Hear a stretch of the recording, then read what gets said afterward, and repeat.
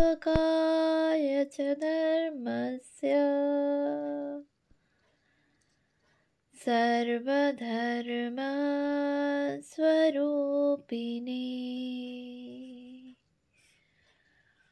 अवतारवरिष्ठाय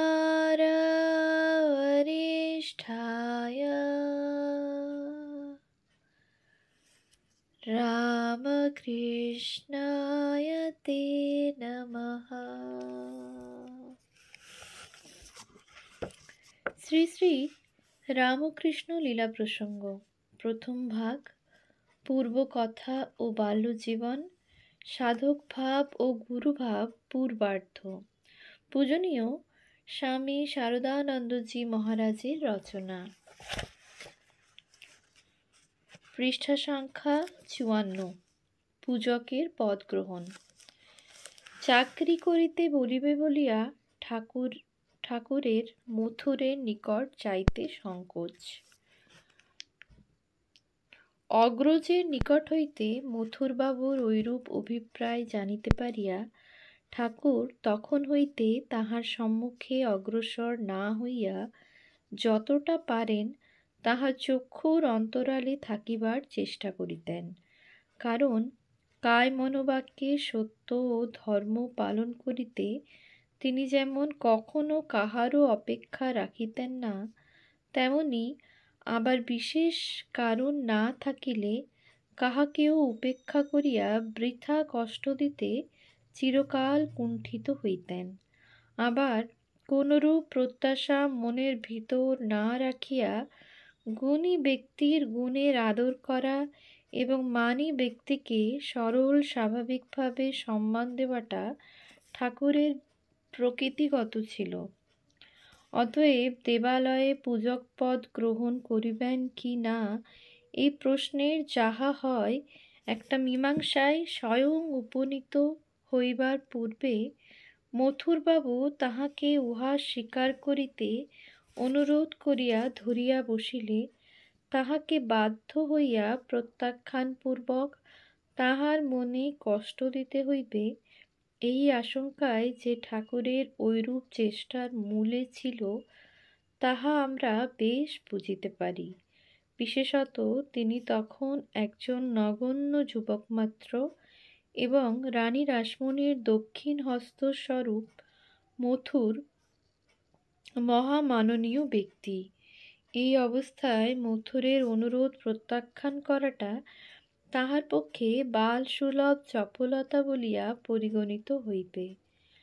কিন্তু যত দিন যাইতেছে দক্ষিণেশ্বরের কালীবাটীতে অবস্থান করাটা তাহার নিকট তত প্রীতিকর বলিয়া বোধ হইতেছে। অন্তর্দৃষ্টি সম্পন্ন ঠাকুরের নিকট নিজ মনোগত এই ভাবটিও লুক্কায়িত ছিল না। কোনরূপ গুরুতর কার্যের দায়িত্ব গ্রহণ না করিয়া দক্ষিণেশ্বরে অবস্থান করিতে পাইলে তাহার যে এখন আর পূর্বের ন্যায় আপত্তি ছিল না এবং জন্মভূমি কামারপুকুরে ফিরিবার জন্য তাহার মন যে এখন আর পূর্বের ন্যায় চঞ্চল ছিল না, এ কথা আমরা অতঃপর ঘটনাবলী হইতে বেশ বুঝিতে পারি। ঠাকুরের পূজকের পদ গ্রহণ। ঠাকুর যাহা আশঙ্কা করিতেছিলেন তাহাই একদিন হইয়া বসিল। মথুরবাবু কালী মন্দিরে দর্শনাদি করিতে আসিয়া কিছু দূরে ঠাকুরকে দেখিতে পাইয়া তাহাকে ডাকিয়া পাঠাইলেন। ঠাকুর তখন হৃদয়ের সহিত বেড়াইতে বেড়াইতে মথুরবাবুকে দূরে দেখিতে পাইয়া সেখান হইতে সরিয়া অন্যত্র যাইতেছিলেন। এমন সময়ে মথুরের ভৃত্য আসিয়া সংবাদ দিল, বাবু আপনাকে ডাকিতেছেন। ঠাকুর মথুরের নিকট যাইতে ইতস্তত করিতেছেন দেখিয়া হৃদয় কারণ জিজ্ঞাসা করিলে তিনি বলিলেন, যাইলেই আমাকে এখানে থাকিতে বলিবে, চাকরি স্বীকার করিতে বলিবে। হৃদয় বলিল, তাহাতে দোষ কি? এমন স্থানে মহতের আশ্রয়ে কার্যে নিযুক্ত হওয়া তো ভালো বই মন্দ নয়, তবে কেন ইতস্তত করিতেছ? ঠাকুর, আমার চাকরিতে চিরকাল আবদ্ধ হইয়া থাকিতে ইচ্ছা নাই। বিশেষত এখানে পূজা করিতে স্বীকার করিলে দেবীর অঙ্গে যে সমস্ত অলঙ্কার আদি আছে তাহার জন্য দায়ী থাকিতে হইবে। সে বড় হাঙ্গামার কথা। আমার দ্বারা উহা সম্ভব হইবে না। তবে যদি তুমি ওই কার্যের ভার লইয়া এখানে থাকো, তাহা হইলে আমার পূজা করিতে আপত্তি নাই। হৃদয় এখানে চাকরির অন্বেষণেই আসিয়াছিল, সুতরাং ঠাকুরের ওই কথায় আনন্দে স্বীকৃত হইল। ঠাকুর তখন মথুরবাবুর নিকট উপস্থিত হইলেন এবং তাহার দ্বারা দেবালয়ে কর্ম স্বীকার করিতে অনুরুদ্ধ হইয়া পূর্বোক্ত অভিপ্রায় প্রকাশ করিলেন।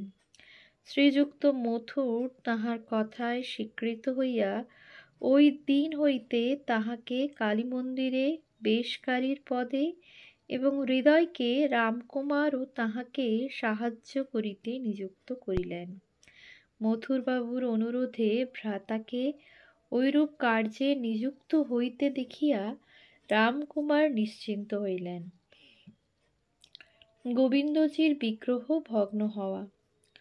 দেবালয় প্রতিষ্ঠার ৩ মাসের মধ্যেই পূর্বোক্ত ঘটনাবলী হইয়া গেল। ১২৬২ সালের ভাদ্র মাস উপস্থিত। পূর্বদিনে মন্দিরে জন্মাষ্টমী কৃত্য যথাযথ সুসম্পন্ন হইয়া গিয়াছে। আজ নন্দোৎসব। মধ্যাহ্নে রাধা গোবিন্দজির বিশেষ পূজা ও ভোগ রাগ আদি হইয়া গেলে পূজক ক্ষেত্রনাথ চট্টোপাধ্যায় রাধারানীকে কক্ষান্তরে শয়ন করাইয়া আসিয়া গোবিন্দজিকে শয়ন করাইতে লইয়া যাইবার সময় সহসা পড়িয়া গেলেন। বিগ্রহের একটি পদ ভাঙ্গিয়া গেল। নানা পণ্ডিতের মতামত লইবার পরে ঠাকুরের পরামর্শে বিগ্রহের ভগ্নাংশ জুড়িয়া পূজা চলিতে লাগিল।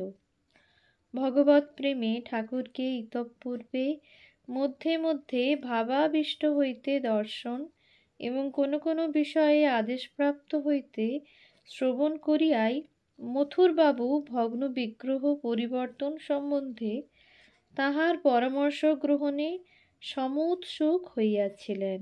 হৃদয় বলিত, ভগ্ন বিগ্রহ সম্বন্ধে মথুরবাবুর প্রশ্নের উত্তর দিবার পূর্বে ঠাকুর ভাবাবিষ্ট হইয়াছিলেন এবং ভাব ভঙ্গ হইলে বলিয়াছিলেন, বিগ্রহমূর্তি পরিবর্তনের প্রয়োজন নাই।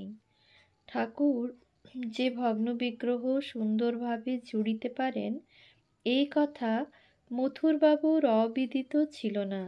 সুতরাং তাহার অনুরোধে তাহাকেই এখন ওই বিগ্রহ জুড়িয়া দিতে হইয়াছিল। তিনি উহা এমন সুন্দর রূপে জুড়িয়াছিলেন যে বিশেষ নিরীক্ষণ করিয়া দেখিলেও ওই মূর্তি যে কোনো কালে ভগ্ন হইয়াছিল এ কথা এখনো বুঝিতে পারা যায় না। রাধা গোবিন্দজির বিগ্রহ ওই রূপে ভগ্ন হইলে অঙ্গহীন বিগ্রহে পূজা সিদ্ধ হয় না বলিয়া অনেকে অনেক কথা তখন বলাবলি করিত। রানী রাসমণি ও মথুরবাবু কিন্তু ঠাকুরের যুক্তিযুক্ত পরামর্শে দৃঢ় বিশ্বাস স্থাপনপূর্বক ওই সকল কথায় কর্ণপাত করিতেন না। সে যাহা হউক, পূজক ক্ষেত্রনাথ অনবধানতার অপরাধে কর্মচ্যুত হইলেন এবং রাধা গোবিন্দজির পূজার ভার তদবধি ঠাকুরের উপরে ন্যস্ত ছিল। হৃদয়ও এখন হইতে পূজাকালে শ্রী শ্রী কালীমাতার বেশ করিয়া রামকুমারকে সাহায্য করিতে লাগিল। ভগ্ন বিগ্রহের পূজা সম্বন্ধে ঠাকুর জয়নারায়ণ বাবুকে যাহা বলেন। বিগ্রহ ভঙ্গ প্রসঙ্গে হৃদয় একসময়ে আমাদিগের নিকট আর একটি কথার উল্লেখ করিয়াছিল। কলিকাতার কয়েক মাইল উত্তরে বরাহনগরে কুটিঘাটার নিকটে নড়ালের প্রসিদ্ধ জমিদার রতন রায়ের ঘাট বিদ্যমান। ওই ঘাটের নিকটে একটি ঠাকুর বাটি আছে। উহাতে দশমহাবিদ্যা মূর্তি প্রতিষ্ঠিতা। পূর্বে উক্ত ঠাকুরবাটিতে পূজাদির বেশ বন্দোবস্ত থাকিলেও ঠাকুরের সাধনকালে উহা হীন দশাপন্ন হইয়াছিল। মথুরবাবু যখন ঠাকুরকে বিশেষ ভক্তি শ্রদ্ধা করিতেছেন, তখন তিনি এক সময়ে তাহার সহিত উক্ত দেবালয় দর্শন করিতে আসেন এবং অভাব দেখিয়া তাহাকে বলিয়া ভোগের জন্য 2 মণ চাউল ও 2টি করিয়া টাকার মাসিক বন্দোবস্ত করিয়া দিয়াছিলেন। তদবধি এখানে তিনি মধ্যে মধ্যে দশমহাবিদ্যা দর্শন করিতে আসেন।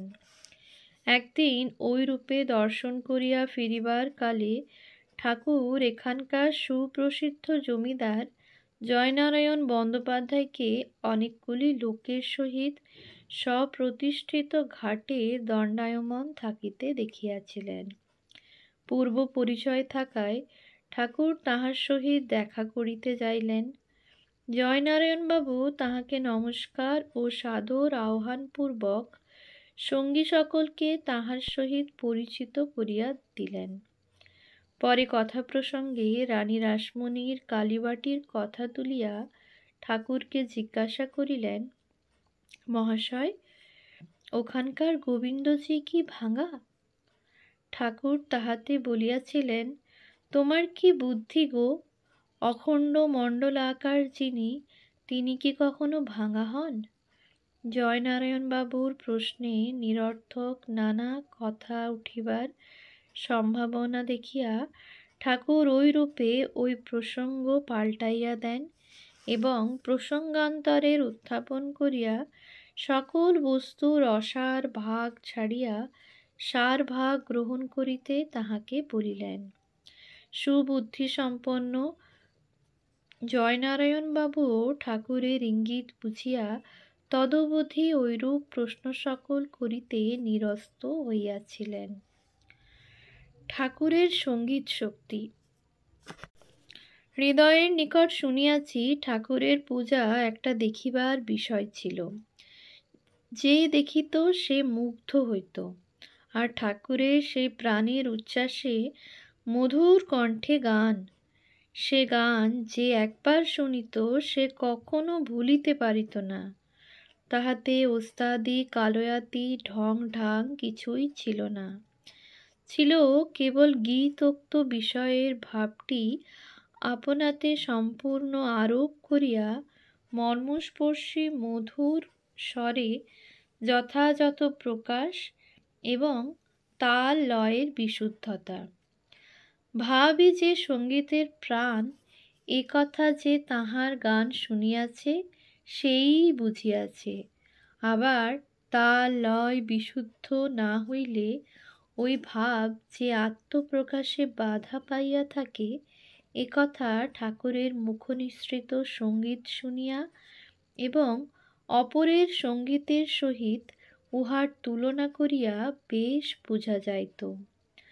রানী রাসমণি যখন দক্ষিণেশ্বরে আসিতেন, তখন ঠাকুরকে ডাকাইয়া তাহার গান শুনিতেন।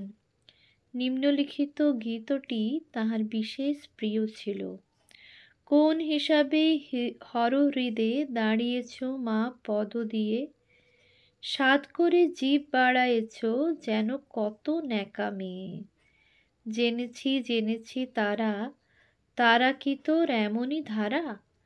তোর মা কি তোর বাপের বুকে দাঁড়িয়েছিল অমনি করে? ঠাকুরের গীতও অত মধুর লাগিবার আর একটি কারণ ছিল। গান গাহিবার সময় তিনি গীতোক্তভাবে নিজে এত মুগ্ধ হইতেন যে অপর কাহারও প্রীতির জন্য গান গাহিতেছেন এ কথা একেবারে ভুলিয়া যাইতেন। গীতোক্তভাবে মুগ্ধ হইয়া ঐরূপে সম্পূর্ণ আত্মবিস্মৃত হইতে আমরা জীবনে অপর কাহাকেও দেখি নাই। ভাবুক গায়কেরাও শ্রোতার নিকট হইতে প্রশংসার প্রত্যাশা কিছু না কিছু রাখিয়া থাকেন। ঠাকুরকে কেবল দেখিয়াছি, তাহার গীত শুনিয়া কেহ প্রশংসা করিলে তিনি যথার্থই ভাবিতেন, এই ব্যক্তি গীতোক্ত ভাবের প্রশংসা করিতেছে এবং উহার বিন্দুমাত্র তাহার প্রাপ্য নহে। ওম শান্তি শান্তি শান্তি। হরি ওম তৎসৎ। শ্রীরামকৃষ্ণার্পণমস্তু।